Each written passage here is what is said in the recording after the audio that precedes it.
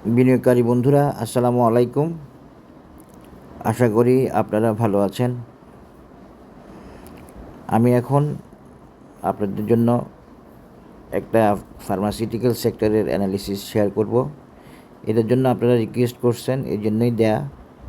এই কোম্পানিগুলো বাজারে এসে মানুষকে ফতুর করছে, ফতুর করে 10 টাকা, 14 টাকা, 12 টাকাতে নেমে আসছে দাম। আসলে এই বাজারটা খুব বেশি ম্যানিপুলেটেড ছিল। যে কোনো কোম্পানিকে ঢোকানো হয়েছে এবং পাবলিককে ক্ষতিগ্রস্ত করা হয়েছে। ফার্মাসিউটিক্যালসের 3, 4, 5টা কোম্পানি আছে যেগুলো কোনোটাই ভালো পজিশনে নেই এবং ভালো ফান্ডামেন্টালে নাই, কিন্তু ওরা ইনক্লুড হয়েছে। ইনক্লুড হওয়ার পরে দেখা গেছে কি 2 বছর পরে ওরা খারাপ হয়ে গেছে। এগুলো খুব দুঃখজনক। এগুলোর বিচার জমিনে না হলে আসমানে হবে ইনশাআল্লাহ। আসেন আপনাদের অনুরোধে, এবং আমি এই শেয়ারটি অ্যানালিসিস দিই নাই, এগুলোর দিকে আমি এভাবে তাকাই না। সত্যি কথা বলতে আমার এগুলোর দিকে দেখতেও খারাপ লাগে যখন দেখি যে এরা 10-12 টাকায় চলে আসছে 30-40 টাকা থেকে, এবং আরও ফার্মাসিউটিক্যাল সেক্টরের মতো সেক্টরের কোম্পানি। তো খুব দুঃখজনক। তো আসেন এখন তবুও তো প্রাইস গেইন করবে, আপনাদের হোল্ডিংয়ে আছে, বাজারে আসে, বাজারের সামনে ভালো করবে, এইসব কারণে অ্যানালিসিসটা দিচ্ছি। শেয়ারটা অ্যানালিসিস দেওয়ার মতো অবস্থায় আছে, এটাও ঠিক আছে, উঠে আসতেছে। তো আসলে অ্যানালিসিসে চলে যায় সিলভা ফার্মা। আসলে আমি এই ধরনের শেয়ার কাউকে কিনতেও বলি না, কিন্তু উৎসাহিত করি না। যতই নিউজ বলেন, এই বলেন, সেই বলেন, আমার ভালো লাগে না। এই জন্য আমি এগুলোর অ্যানালিসিস দিতে চাই না বা দিই না, খুব কম দিই। আমি চেষ্টা করি ফান্ডামেন্টালগুলোর দিকে, কারণ ফান্ডামেন্টাল যদি কেউ কিনেও সে শেয়ারটা হোল্ড করতে পারবে অনেক দিন। আর সবসময় মনে রাখবেন, বাজার প্রাইস দেয় ফান্ডামেন্টাল বেসিসে। একজন টেকনিক্যাল অ্যানালিস্ট কী করে? সে তো প্রাইসকে ফলো করে, সে ফান্ডামেন্টালও দেখতে হবে তাকে, সে টেকনিক্যাল অ্যানালিস্ট হলেও দেখতে হবে। কারণ কোন শেয়ারটা কোন প্রাইস লেভেলে যেতে পারে তার একটা বেসিস কিন্তু বা বেস কিন্তু ফান্ডামেন্টাল অ্যানালিসিসের ভিত্তিতে বা ফান্ডামেন্টালের ভিত্তিতে। একটা ভালো সেক্টরের শেয়ার যদি আর্নিং কমও থাকে, সেটা ভালো করার প্রসপেক্ট থাকে। এই জন্য ভালো সেক্টরের প্রাইসিংটা ভালোভাবেই হয়। ভালো সেক্টরের কারণেও একটা প্রাইসিংয়ের ব্যাপার থাকে বা প্রাইস দেওয়ার ব্যাপার থাকে। শুধুমাত্র ইপিএস বা এটা না, অনেক কিছুর বেসিসে প্রাইস দেওয়া হয়। তো আসেন এখন আমরা অ্যানালিসিসে চলে যাই। টেকনিক্যাল অ্যানালিসিস অফ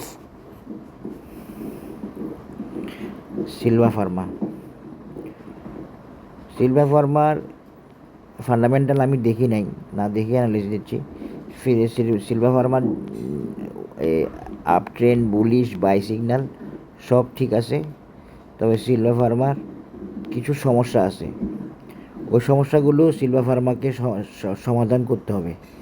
সমাধান করার পর সিলভা ফার্মা উঠে আসবে।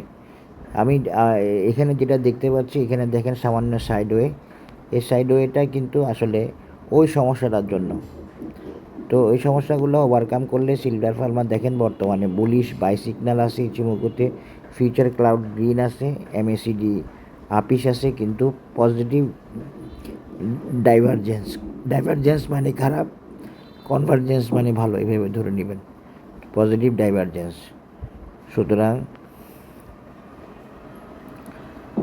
ওই যে বললাম কিছু সমস্যা আছে, ওই সমস্যা পার করে একটু সময় নিয়ে উঠে আসবে বা আসার চেষ্টা করবে অন্তত এই এই এই বরাবর 21 টাকা বা 22 টাকা লেভেল পর্যন্ত উঠে আসার চেষ্টা করবে। মানে তার এখন একটা টার্গেট হচ্ছে এই 22 টাকায়। তো সেটা আমি 22 টাকায় কীভাবে বলতেছি? 22 টাকা বলতেছি হচ্ছে মূলত একটা রাউন্ডিং বটমের ভিত্তিতে।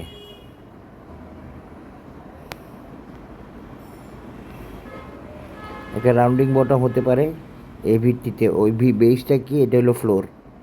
আপনারা বুঝতে পারবেন যে এটা কেন বলতেছি 22 টাকা। ওই ফ্লোর থেকে ধরে বলতেছি অন্তত 22 টাকা যাওয়ার চেষ্টা করবে। এটাকে আমরা একটা রাউন্ডিং বটমে ফেলতে পারি এবং সেই হিসেবে আমি বলতেছি। এর বাইরে এই শেয়ারটা আরও কিছু পথ যাবে, আমি দেখাচ্ছি বা আরেকটা প্যাটার্নও দেখাবো। এটা হচ্ছে মোটামুটিভাবে ওর 22 টাকা একটা টার্গেট লেভেল, যেটা আমি যদি উইকলিতে যাই, এই দেখেন উইকলিতেও ফ্লোরটা কাভার করে নাই, তো উইকলিতেও মোটামুটি কাভার করছে।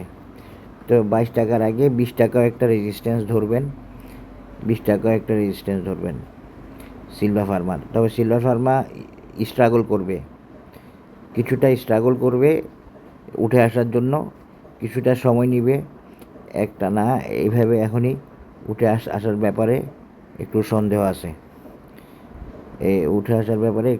আছে, তবে উঠে আসবে ইনশাল্লাহ ওই 22 টাকা অন্তত 22 টাকা এই ফ্লোর রেটে উঠে আসার চেষ্টা করবে। এটা কত টাকা? 22 টাকাটা আসার চেষ্টা করবে। তো 22 টাকাটা আসার চেষ্টা করলে 22 টাকা যদি সে যায়ও, তার আগে একটা রেজিস্ট্যান্স আছে বললাম না, যেটা হচ্ছে 19 টাকা 80 পয়সা বা 20 টাকা। এই দুইটা যাওয়ার পরে সে কি করবে? সে কি আরও যাবে? হ্যাঁ, সে এই তার সমস্যা সলভ করার পরে সে আরও যাবে। সে আরও যাওয়াটা কতটুকু হবে? এই যে দেখেন, আমি একটা ক্লাসিক প্যাটার্ন দিয়ে দেখাচ্ছি 20 টাকা লেভেল থেকে, এবং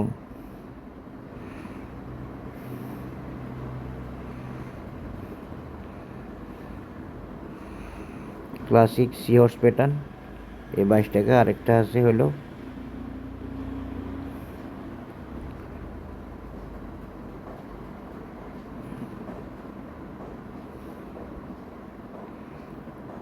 এই 22 টাকা, পরবর্তী তার টার্গেট বা রেজিস্ট্যান্স হবে 26 টাকা।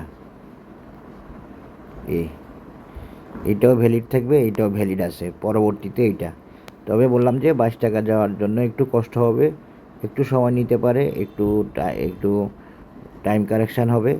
এগুলো মিলিয়ে সে যাওয়ার চেষ্টা করবে হচ্ছে 22 টাকা প্রথমটা। এর আগের টার্গেট হচ্ছে 20 টাকা, 22 টাকা। এরপরে সে যাওয়ার চেষ্টা করবে হলো 26 টাকা, এই 26 টাকা লেভেলটা। এইটা ওর একটা রেজিস্ট্যান্স দেখেন, এখান দিয়ে মিলে গেছে 26 টাকা লেভেলের টার্গেটটা। তো এটাই হলো সিলভার ফার্মার আপাতত অ্যানালিসিস। আমরা এই সিলভার ফার্মা দেখেন, এই যে তার ফান্ডামেন্টাল উইকনেসের জন্যই সে এখন ওই এই লেভেলে আসছে, এবং 22 টাকা যাওয়াটা তার জন্য কঠিন। কিন্তু আপনি দেখেন কত ছিল এক সময়, 40 টাকা ছিল, 40 টাকা থেকে 14 টাকায় আসছে। এবার বুঝেন এদেশের বাজার এত আনতে হয় না, কারেকশান করলেও এত আনতে হয় না। সমস্যা হয়ে গেছে কি, এরা তো রং ফান্ডামেন্টাল দিয়ে, মিথ্যা তথ্য দিয়ে বাজারে আসছে, এবং এদেরকে স্বাগতম জানানো হয়েছে বিভিন্ন কারণে, ব্যক্তিগত স্বার্থে। এখন দেখেন এই যে সিলভার ফার্মা আমি রাউন্ডিং বটম দিয়ে দেখাইছি, রাউন্ডিং বটম দিয়ে দেখালে 20-এ হয় একটা, 22-এ হয়। তো 22টা যেহেতু ফ্লোর, আমি ফ্লোর সহ দেখালাম। এর আগের 20টা মনে রাখবেন, কিছু শেয়ার এই ফ্লোরে না গিয়েও এই লেভেল থেকে কারেকশান শেষ করছে 20 টাকা লেভেল থেকে। এই জন্য আমি দুটোটাই দেখাই দিই, যাতে সেফ থাকা যায় বা যাতে পুরো বিষয়টা ক্লিয়ার থাকে। এই কারণে দুইটাই দেখাই দিছি। একটা হলো 20 আর একটা হলো 22। তো 20 গেলে 22 যাওয়ার চেষ্টা করবে, এবং 20 যাওয়াটা একটু কঠিন আছে, একটু সময় লাগবে, একটু ঝামেলা আছে, এগুলা ফুলফিল করে যাওয়ার চেষ্টা করবে। তবে শেয়ারটা যাওয়ার জন্য চেষ্টায় আছে, এটা মাথায় রাখতে পারেন। যাওয়ার চেষ্টায় আছে বা শেয়ারটা উঠে আসবে। তার সব কিছুকে মেনটেন করে, তার সব কিছুকে ওকে করে তারপরে উঠবে, তারপরে উঠে আসতে হয়। আশা করি বুঝতে পেরেছেন। এর আগে আরেকটা রেজিস্ট্যান্স আমরা দেখাইতে পারি, সেটা দরকার নাই, এটা দেখাইলে হবে। হ্যাঁ, 16 থেকে 20। আশা করি বুঝতে পেরেছেন। সংক্ষেপে শেষ করলাম, এখানে আর বেশি আলোচনা নাই। লং টার্ম অ্যানালিসিস দিলাম না, তবুও একটা দিলাম, যেটা 26 টাকা পর্যন্ত। 26 টাকা আরও দেরি হবে, তবে 22 চলে গেলে, 22 যাওয়ার আগে যে সে স্ট্রাগল করবে, যে প্রবলেমগুলো ফেস করবে বা যে প্রবলেমগুলোকে ওকে করবে, সেগুলো ওকে করার পরে হয়তো তার 26 যাওয়ার রাস্তাটাও ক্লিন হয়ে যাবে বা ক্লিয়ার হয়ে যাবে। এগুলো টেকনিক্যাল অ্যানালিসিসের কিছু সূক্ষ্ম বিষয়, এগুলো বোঝানোর সুযোগ নাই সেভাবে। এগুলা জাস্ট আপনাদের সাথে আমি শেয়ার করতেছি এই জন্য যে আপনারা ফিউচার প্রিডিকশান বা ফিউচারে কী ধরনের বিহেভ করতে পারে একটা ধারণা পান। তো আশা করি আপনারা বুঝতে পেরেছেন সিলভার ফার্মা অ্যানালিসিসে। এটা অ্যানালিসিস দেওয়ার আরেকটা কারণ হচ্ছে আপনাদের রিকোয়েস্ট ছাড়াও এটা আমিও এইটা দেওয়া হয় নাই। তো আমি যে শেয়ারগুলোর অ্যানালিসিস দিই নাই সেগুলো যখন আপনারা চান তখন আমার এটা এক ধরনের অব্লিগেশন হয়ে পড়ে। কারণ আমার অ্যানালিসিস তো আপনারা খুঁজে পাচ্ছেন না বা পাবেন না, আপনাদের তো লাগবে। সব শেয়ারকে তো বাজার প্রাইস দেয় কম বেশি। সুতরাং আমি যখন অ্যানালিসিস দিই না তখন আপনারা রিকোয়েস্ট করলে সেটার ব্যাপারে আমি একটু সিনসিয়ার থাকার চেষ্টা করি বা দেওয়ার চেষ্টা করি। আর আপনাদের রিকোয়েস্টকে আমি বারবার বলতেছি, আপনারা অপ্রয়োজনীয় রিকোয়েস্ট, ধারাভাষ্য চাওয়া, 3-4 দিন পর পর অ্যানালিসিস চাওয়া এগুলো করবেন না। এগুলো আমার অনেক ব্যস্ততার মধ্যে আমি আপনাদের সাথে থাকি, এগুলো করবেন না। আপনার প্রয়োজনীয় রিকোয়ারমেন্ট অনুযায়ী চান, আপনাদের চাওয়াকে আমি ভ্যালু দিই, আপনাদের অ্যানালিসিসের ডিমান্ডটাকে আমি ভ্যালু দেওয়ার চেষ্টা করি। আশা করি আপনারা আমার ভিডিওগুলো থেকে সেটা বুঝতে পারতেছেন। আপনাদের জন্যই তো আমার অ্যানালিসিস দেওয়া। তা আপনারা যদি অ্যানালিসিস চান, আমি যদি না দিই তাহলে আমি কার জন্য দেয়া হবে? আশা করি বুঝতে পারছেন। আর আপনারা ওই যে আমার অ্যানালিসিস শেয়ার করবেন এবং সাবস্ক্রাইব করবেন যদি আপনারা মনে করেন আমার অ্যানালিসিস তাদের জন্য কার্যকর হবে বা আপনারা মনে করেন আমার অ্যানালিসিস আপনাদের যদি ভালো লাগে। আপনাদের শেয়ারিং এবং সাবস্ক্রিপশান আমাকে অবশ্যই উৎসাহ যোগাবে খুব স্বাভাবিকভাবে। তা আশা করি বুঝতে পারছেন। সবাই ভালো থাকবেন। ধন্যবাদ। আসসালামু আলাইকুম।